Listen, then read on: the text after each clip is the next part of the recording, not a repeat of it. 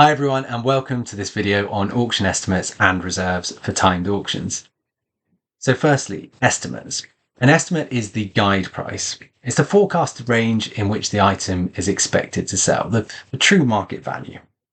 The reserve, on the other hand, this is the minimum price you're happy to sell for. In a timed auction, this is the starting price. Now, setting an estimate is really straightforward.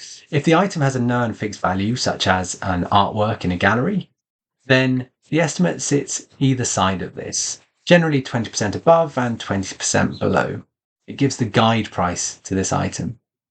If the item doesn't have a known fixed value, then base the estimate on comparable items that do. But when looking at this comparison, do take into account other commercial factors such as condition or size or provenance that might affect that estimate of the item. Setting the reserve, this is entirely up to you. It's the minimum that you're happy to sell the item for. If you're struggling to get to that number though, it's worth considering two things. The first is if the item doesn't sell at that number you're thinking of, reserve, and somebody after the auction makes a lower offer, would you still sell it to them at that lower price? If so, then start the auction at that low price to begin with. There might be other people that want to buy it at that level, and then you get competition and then you get an auction. Also, you're selling it in the auction rather than having to deal with any post-sale logistics. The second question is, if the item doesn't sell and no one makes an offer after the auction, do you have a no-sale strategy? i.e., what will you do with it? Some people gift it to a charity or reoffer it again at a later date, maybe try it again at auction in 2 years' time. But if you don't have a strategy around this, then it's worth remembering you need to price to sell, have a really low, attractive starting price, or even consider having no reserve at all. Increase that chance of getting a guaranteed sell. In general, my advice when setting reserves is to go as low as possible. It sounds counterintuitive, but low starting prices always get better results. The lower the starting price, the more attractive it is, the more bidders get involved in the auction. And more bidders in an auction is a great thing. 3 things kick in when people start bidding at that low level. The first is the attachment effect.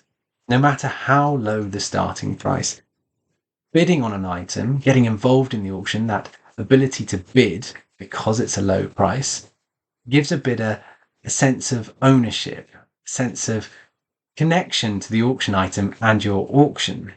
And that personal connection means that when they get a message that says they've been outbid, the more likely they are to bid again. If the price was too high and they don't get that chance to bid, they don't have any connection to it. But give them the chance to bid, give them a chance to get involved in the auction and take part. The second is competition. Numerous studies have shown that as soon as an auction gets competitive, rational thinking goes out the window. People bid not just to own the item, but bid to beat the other competition. It's the human nature, that competitive side, that gets people excited about the auction lot and want to bid to win it. The third is a slightly friendlier version of competition, and this is the endorsement effect. This is a bidder seeing lots of people bidding on an auction item because the low starting price pulled in lots of bidders. Seeing lots of people bidding gives confidence to the bidder to get involved. It validates their decision that what they're about to bid on is worth bidding on because they can see other people involved. It's that credibility of the auction lot. So the lower the starting price, the more people bidding, the more competition there'll be, the more attachment there'll be, and the more validation people will have of the auction. Seeing lots of people getting involved, lots of activity gives confidence to people bidding in that auction. But with this low starting price, obviously there's the risk that you might just sell it at that low starting price. So do think about that. But don't forget, the estimate will sit alongside it. So you have the true market value. That estimate will sit alongside the starting price. So you might have a really low starting price, but the true market value sits next to it. So there it is, a very rapid introduction to auction estimates and reserves. If you have any questions, then please do get in touch. We would love to hear from you and talk through your auction.